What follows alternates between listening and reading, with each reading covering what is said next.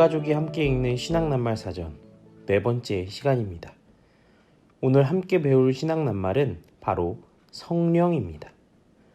사실 신학낱말이라고 하기에는 조금 어색하죠. 왜냐하면 성령은 하나님의 영으로서 성부 하나님, 성자 예수님과 함께 영원하신 하나님이시기 때문이에요. 성령께서 하시는 가장 중요한 일은 우리 안에 믿음을 일으키셔서 예수님께서 이루신 구원을 우리에게 효과적으로 적용시켜 주시는 일이에요. 이 일을 위해서 성령께서는 우리가 하나님의 말씀을 깨닫고 죄를 회개하고 거듭나서 예수님을 구원자로 믿을 수 있도록 해주세요. 뿐만 아니라 성령께서는 우리가 한 번 구원을 얻은 이후에도 날마다 잘못을 회개하고 하나님의 말씀을 따르며 예수님을 닮아갈 수 있도록 우리를 도와주세요. 이처럼 우리의 신앙생활은 처음부터 끝까지 우리 스스로의 힘으로 하는 것이 아니라 성령의 도우심을 받아서 하는 거예요. 그렇기 때문에 우리는 날마다 성령의 다스리심과 도우심을 받으며 살기를 힘써야 해요. 이러한 상태를 가리켜서 성령 충만이라고 말해요. 그렇다면 부모가 아이들에게 성령에 대해서 말해줄 때 무엇이 중요할까요? 첫째, 성령은 하나님이시라는 사실을 알려줘야 해요. 어떤 사람들은 성령을 하나님의 특별한 능력으로만 생각하기도 해요. 하지만 성령은 인격적인 하나님으로서 우리가 힘써 알아가고 사귀고 가까이 교제하며 따라야 하는 하나님이라는 것을 알려줘야 해요.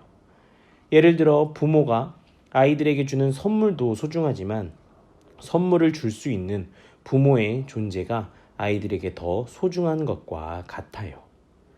둘째, 성령께서 내 마음과 삶 속에 함께 하신다는 것을 알려줘야 해요. 예수님께서는 우리에게 성령을 보내주시겠다고 약속하셨어요. 그리고 약속하신 대로 오순절에 성령이 한 곳에 모여있던 제자들과 각 사람에게 임하셨어요.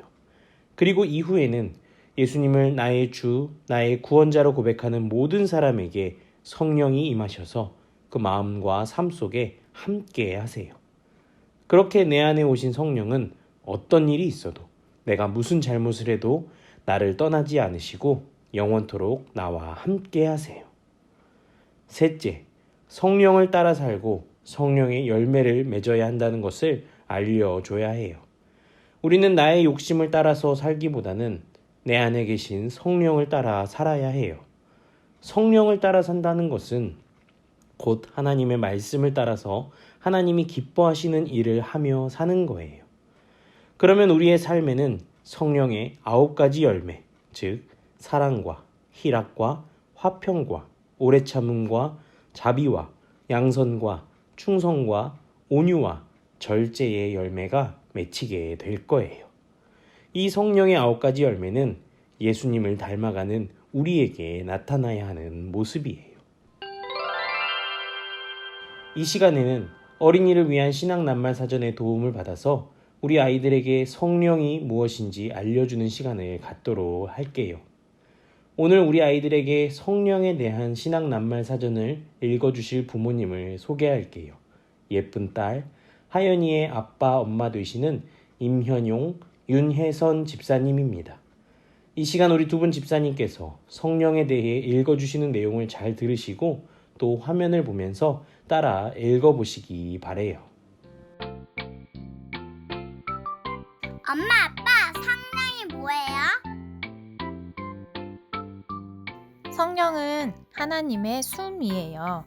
하나님이 흙으로 사람을 빚어 그 코에 후 하고 숨을 불어넣자 생명이 있는 사람이 되었어요. 그 숨이 바로 성령이에요. 성령은 하나님의 바람이에요. 눈에 보이지 않지만 바람이 불면 나뭇잎이 흔들리는 것처럼 성령은 사람들의 마음을 어루만지고 흔들어서 하나님께로 돌아서도록 이끌어 주세요. 성령은 하나님의 손이에요. 하나님이 손을 쭉 뻗으시면 바다가 갈라지고 큰 산들도 그 앞에서 와르르 무너졌어요.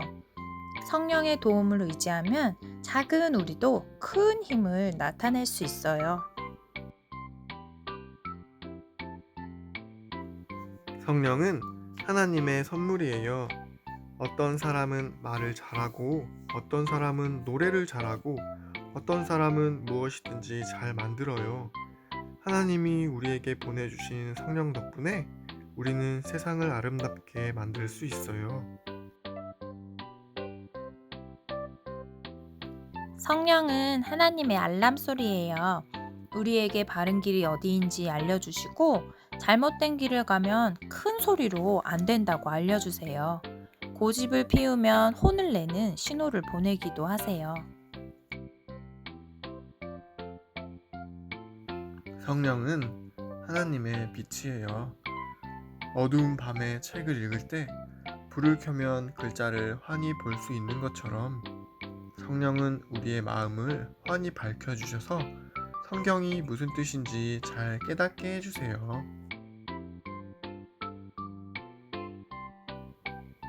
우리는 성령이 계시는 하나님의 집이에요.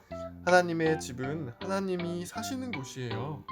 하나님이 살고 계시는 우리 몸과 마음에 하나님이 좋아하시는 것들을 하나씩 채워가요. 자, 어떠셨나요? 아이들의 언어와 생활 속 상황과 사건을 활용하여 성령에 대해서 말해주면 우리 아이들이 훨씬 더 쉽게 성령이 무엇인지 이해할 수 있을 거예요.